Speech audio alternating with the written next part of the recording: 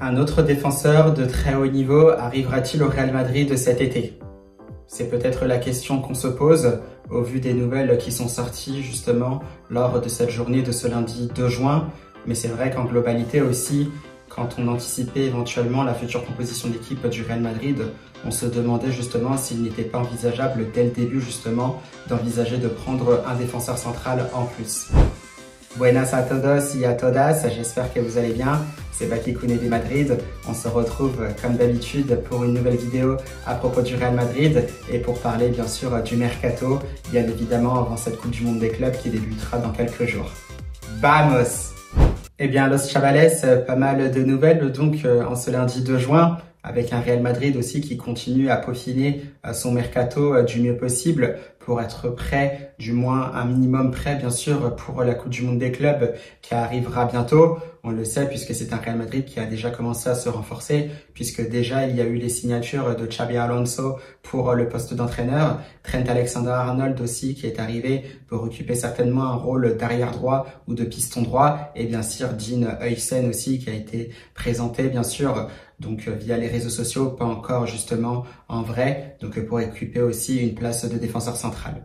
Donc ça c'est le premier point. On sait bien sûr qu'il y aura d'autres joueurs qui viendront aussi par la suite, notamment le Real Madrid cherche aussi encore un milieu de terrain. Il semblerait que ça soit Angelo Steel, donc le milieu de terrain allemand de Stuttgart, qui semble être l'heureux élu justement pour rejoindre le Real Madrid au poste de milieu de terrain. Et bien sûr, on cherche toujours un latéral gauche.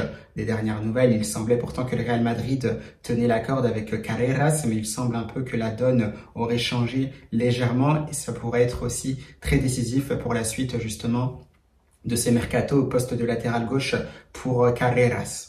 Mais finalement, ce qui a fait parler aussi ce lundi 2 juin, j'avais déjà publié d'ailleurs une petite vidéo donc sur ma chaîne TikTok que vous pouvez retrouver ou sinon en shorts donc sur ma chaîne YouTube où on parlait justement que Xabi Alonso ne partirait pas sur une défense A5 mais qu'il partirait sur une défense donc A4 pour bien sûr jouer un 4-3-3. Pourquoi? Parce qu'on se rendait tout simplement compte que dès lors, justement, on essayait d'envisager une future composition d'équipe du Real Madrid avec une défense, bien sûr, à 5. Eh bien, on s'aperçoit de suite, tout simplement, que Xabi Alonso n'a pas tous les éléments nécessaires, justement, pour travailler avec une défense à 5, puisque pour l'instant, des défenseurs aptes qu'il y a à sa disposition, il y a seulement Dean Huijsen, donc fraîchement arrivé, et bien sûr, Raúl Asensio. Donc, ce sont vraiment les deux défenseurs centraux qui peuvent, justement, jouer à très haut niveau donc au Real Madrid. Pour Jacobo Ramón, bien sûr, c'est encore trop juste. Et bien sûr, Jesus Vallejo, lui, devrait quitter le Real Madrid. Quittera d'ailleurs le Real Madrid tout simplement puisqu'une annonce a été déjà faite par des communiqués du club. Et bien sûr, Militao revient à peine, donc il lui faudra bien sûr un peu de temps. David Alaba qui enchaîne les blessures, ça semble aussi très compliqué, même si c'est vrai que si jamais l'Autrichien restait avec sa patte gauche, notamment pour relancer les ballons à partir de derrière, ça peut être très intéressant à surveiller. Donc David Alaba et bien sûr Antonio Rudiger qui était blessé au genou, donc ça avait lâché bien sûr lors du Classico en finale de la Copa del Rey, et c'était en avril. Et justement par la suite, Antonio Rudiger, pardon, parce que c'est vrai que la prononciation en allemand c'est pas pareil, donc du coup c'est Antonio Rudiger. Voilà, Antonio Rudiger bien sûr qui a été bien sûr opéré. Il s'en remet aussi petit à petit. Il a déjà commencé à travailler donc sur cette jambe opérée. Est-ce qu'il sera disponible pour la Coupe du Monde des clubs? Ça, c'est un autre problème parce que pour l'instant, ça semble être très juste. D'ailleurs aussi, petite polémique par la même occasion, c'est qu'on aurait vu justement Antonio Rudiger donc du côté de l'Arabie Saoudite, donc accompagné de Fernando Hierro, donc une légende bien sûr du Real Madrid qui est directeur sportif justement dans le club saoudien de Al Nasser.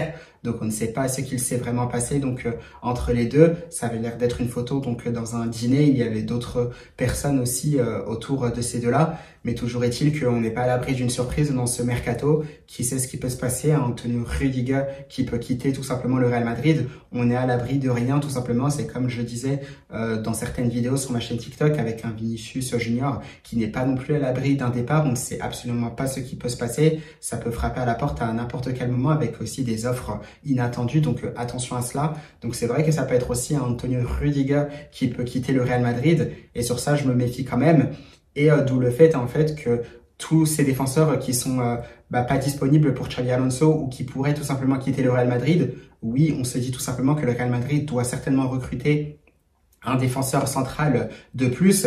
Et là, pour le coup, ça devrait être aussi un défenseur central, peut-être avec beaucoup plus d'expérience, par exemple, qu'un Dean Huijsen qui joue à haut niveau, qui a connu aussi des matchs de très haut niveau. Et justement, le Real Madrid doit s'aligner dessus certainement pour être complet donc dans un système défensif, que ce soit pour jouer à 4 en défense ou voire même à 5. Ça reste très très important. Maintenant, c'est vrai qu'il y a des listes par rapport à ça, donc de défenseurs qui pourraient rejoindre le Real Madrid. Moi, c'est vrai que je les classe un peu en 2 catégories, los chavales. Donc, il y a vraiment les très très bons défenseurs. Effectivement, l'un d'entre eux aussi a connu une finale de Champions League. Ou sinon, bien sûr, c'est les défenseurs qui ont la cote en Europe, qui font partie des meilleurs défenseurs centraux, mais pour qui ça peut être très très difficile d'accès parce qu'ils coûtent très très cher et qu'ils ont une valeur aussi très très élevée. Bien sûr, je vais d'abord commencer par les défenseurs qui sont très très chers, qui sont vraiment très très cotés donc dans le monde du football. Il y en a un déjà dont on parle depuis pas mal de mois maintenant, c'est William Saliba, vous le connaissez, le défenseur français des Gunners d'Arsenal, international français bien sûr. Voilà, un défenseur très très rugueux, voilà, qui garde son calme peu importe le moment du match, très très à l'aise aussi dans la relance. Donc pareil aussi, très très technique.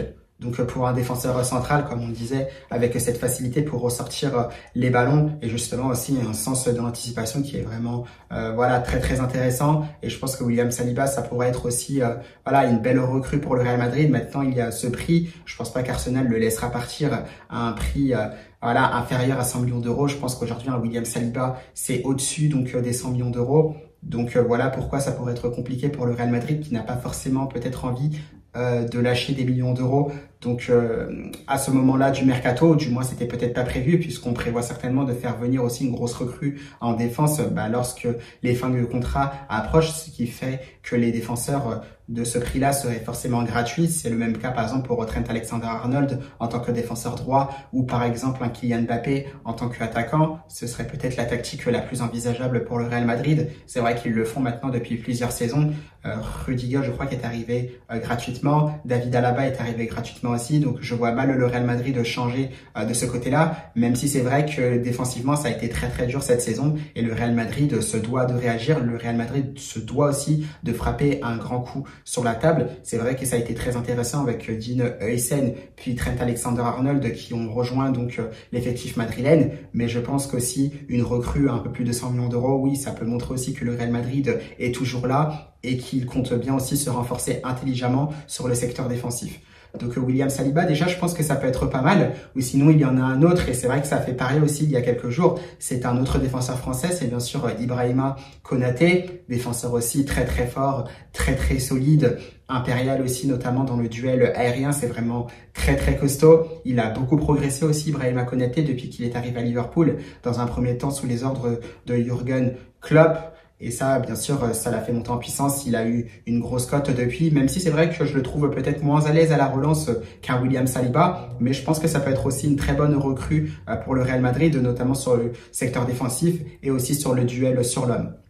Donc Ibrahima Konaté, vraiment, ce serait bien sûr un très beau choix, mais pareil aussi, c'est une question de prix. C'est un joueur aussi qui vaut très très cher. Bien sûr, il y a aussi ces fameuses fins de contrat qui s'approchent pour Ibrahima Konaté. Donc des dernières infos qu'on avait eues la dernière fois, c'est un Real Madrid qui n'était pas bien sûr insensible justement au talent du joueur et surtout sur le fait que cette fin de contrat s'approche pour pourquoi pas le signer gratuitement dès qu'ils en auront la possibilité. Donc là-dessus, c'est à surveiller, mais comme je disais, s'il faut frapper un grand coup sur la table et prendre un défenseur central immédiatement, bien sûr, ça peut se jouer entre ces deux-là, Saliba ou Ibrahima Konaté. Et bien sûr, il y en a un troisième aussi qui est très très intéressant et sur qui ça peut être finalement une très très bonne opportunité. C'est un défenseur italien, il joue à l'Inter de Milan. C'est bien sûr Alessandro Bastoni, donc le défenseur bien sûr italien. Lui, c'est vrai que c'est assez intéressant parce qu'il a pas mal de qualités.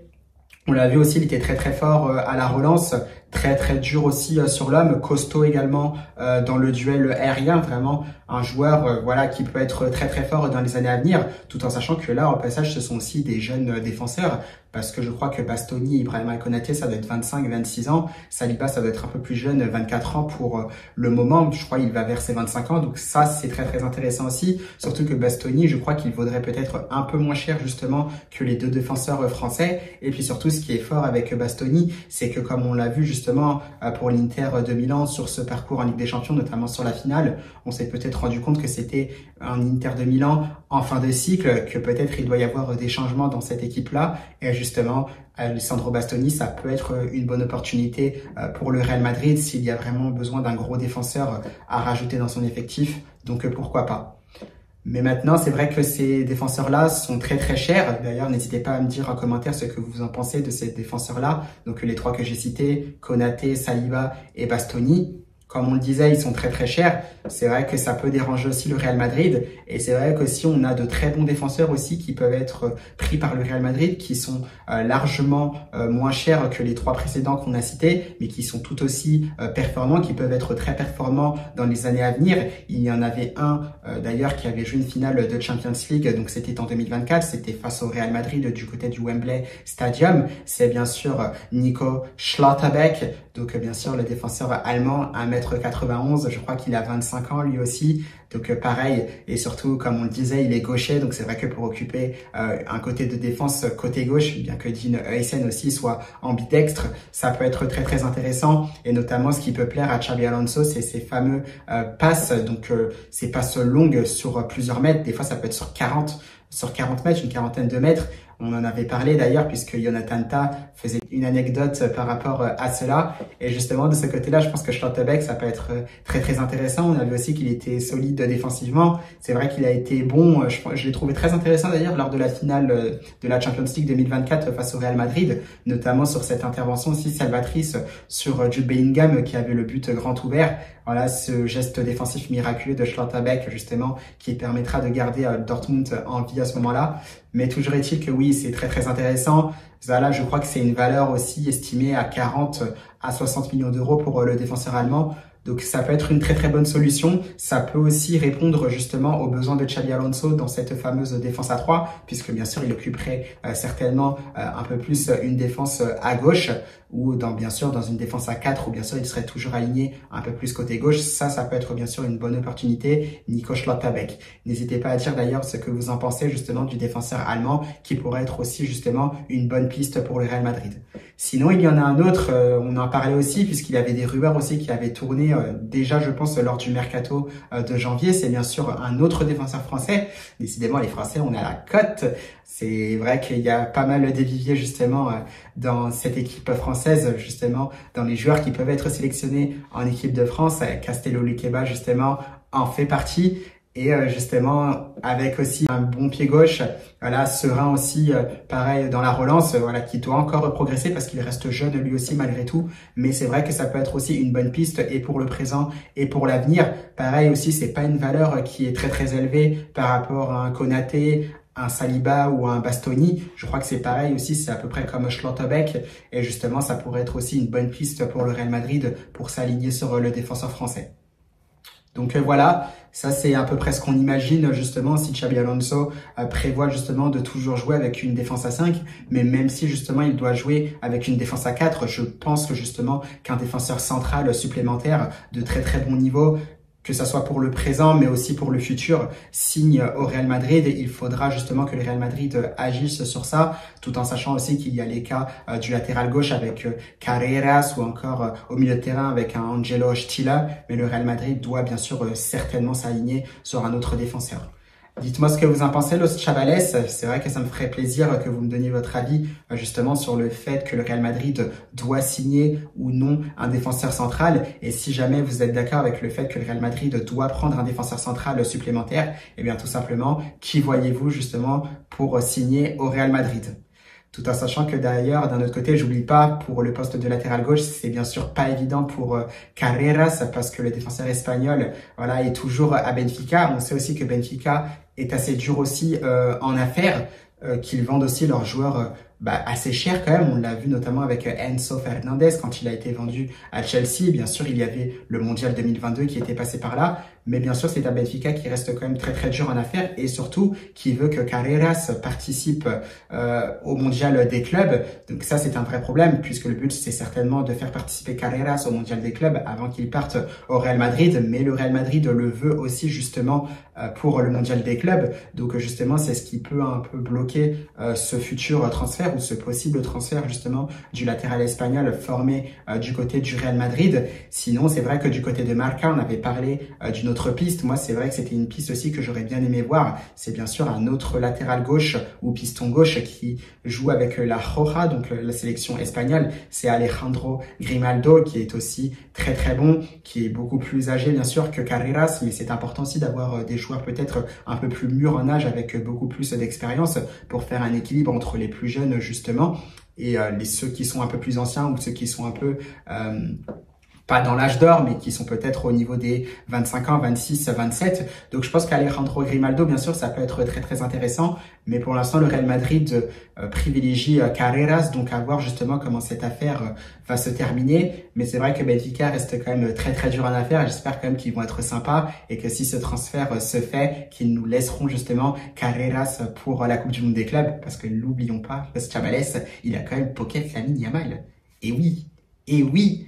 Donc bien sûr, nous on l'attend à Madrid, voilà, pour qu'il commence justement à travailler avec l'équipe si ce transfert peut se faire. Et nous, on attend de voir tout ça. Eh bien, Los Chavales, c'est la fin de cette vidéo. J'espère quand même qu'elle vous aura plu. Un peu inquiet quand même, bien sûr, au niveau de ce qui se passe pour le Real Madrid.